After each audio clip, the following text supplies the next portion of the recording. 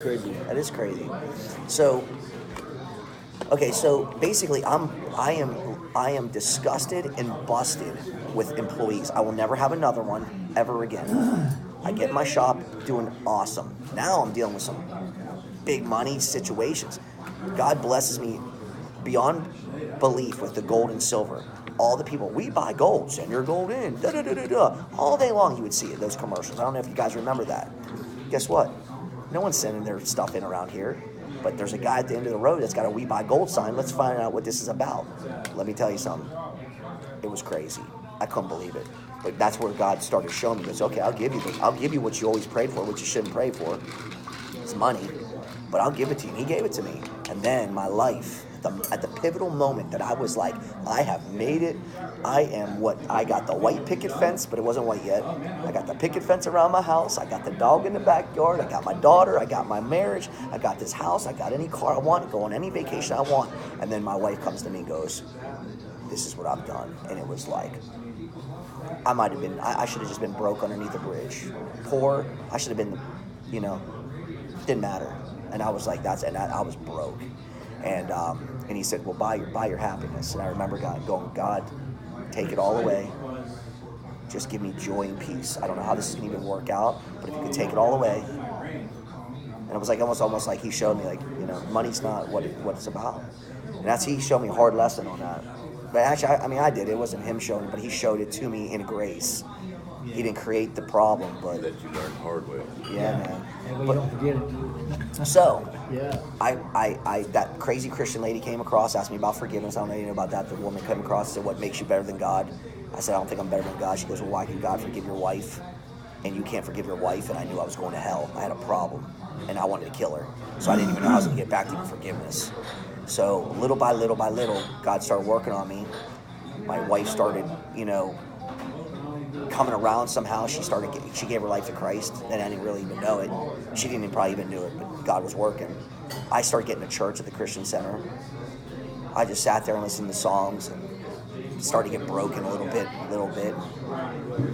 I ended up meeting this guy. As I said, watching him praise and worship and talking to me, invited me to some kind of picnic thing, and I'm like, that's kind of weird, I was like, this dude's all like kind of fruity but cool, not fruity, but he was just like, yeah, you want to come up and hang out with us? I'm like, I don't know about all this stuff, I'm good. Church is good for me. And so, out of the blue, literally, and this is what's amazing, is that I just felt like I needed to hire him. I needed to hire him and put him in my shop. And there was no reason why. I just felt like I could trust him. I was closed on Mondays. My competition across the street, the guy I wanted to kill, that guy, I'll tell you, there's another pawn shop guy, the first guy in Charlotte, he wanted to put me out of business. He would send people over basically talking crap, and that's before I was saved. And I would just basically say, well, let him know that he can come on over anytime he wants and get a piece of this, because I'm ready to go. Like, I don't like this dude. I'm ready to rip his head off. And it was like a little confliction there. God worked on me on that. But anyways, I said, I got to be open Mondays. And that's where it came. I felt like urgency, because if I'm not open Mondays, all my clients are going to go down there. So he prayed, the night before? Yeah. The night before. I don't know any of this. He prays the night before, Lord, I need Monday work. It's the only day I can work. Financially, I just need that little bit of edge. I need gas money. I was going to college. I need necessities. I was working at the church on Wednesday, and I just got back from Asia, right? Because I was doing some mission work out there. And this guy starts prophesying over me, and he says, I see a lot of money coming, or something like that, or I see you're going to be in charge of money. And I have it written down, but I got to show you that. He literally says, I just found it again, his name was Amos. He's a prophet, an Indian guy. And he says that, you're going to be responsible for a lot of money. And so here I am, I'm trying to apply everywhere to get a job, but I'm applying, because you fill out the application, what days can you work? I'm only putting Monday, so no one's calling me. So I was staying at my friend's house, which is down by a shop, and I said, Lord, you got to provide something for me, Father. And then I walked down back to my house from my friend's house, and I passed by his shop, and I didn't know what it was. I just saw neon lights. I never knew what a pawn shop was. And then I started to walk in. I saw the crossbow outside the window, and I walked in, and I see this dude, and that's the first time we were shot. Originally from there? Yeah, my dad's from there. My mom's from here. but I grew up over there. How'd that happen? They're well, my parents are missionaries, and so I just lived in 5 countries. Yeah, and so when I was 18, my parents also moved out because I was involved with the Chinese triad, which is the mafia, and it got so bad that they were like, we're gonna leave, we're gonna same kind of situation, you're gonna die. You know what I mean? So Yeah, so I feel like I need to ask him to work, and he's like, what days? I'm like, Monday, and meanwhile, like a little hesitation because I know there's a lot of money being exchanged for the gold, and I gotta always have cash on hand, and I'm like, man, and this is like way past my comfort zone, but I just feel comfortable like saying this dude needs to work for me. So 4 weeks into, he's hired now, training him, whatever.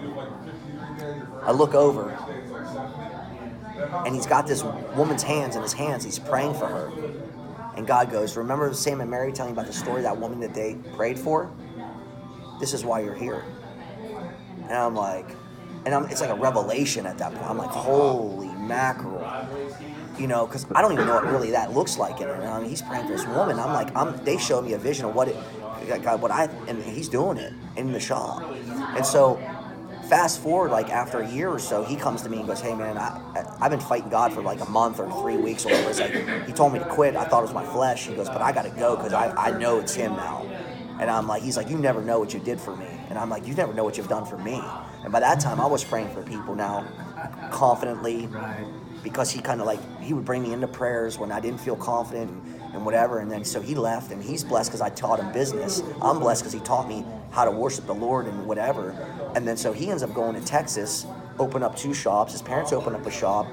Doug DeRico, which is our pastor, he opens up a shop or 2. The son or the father? The son.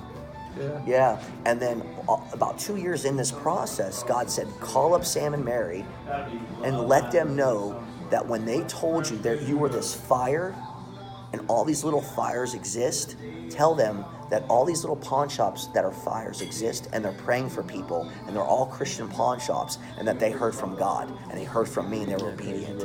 And I was like, holy mackerel, are you kidding me?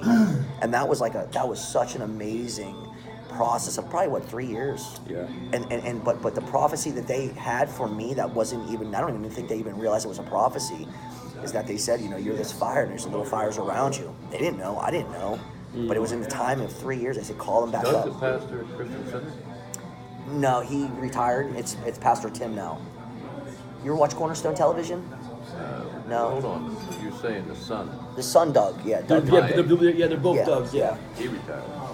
No. He's in bad shape. Is he in 4-stage cancer? I think so. He's got cancer. Bad right now, big Yeah, time. bad. Yeah, because he went to school. We all went to school together.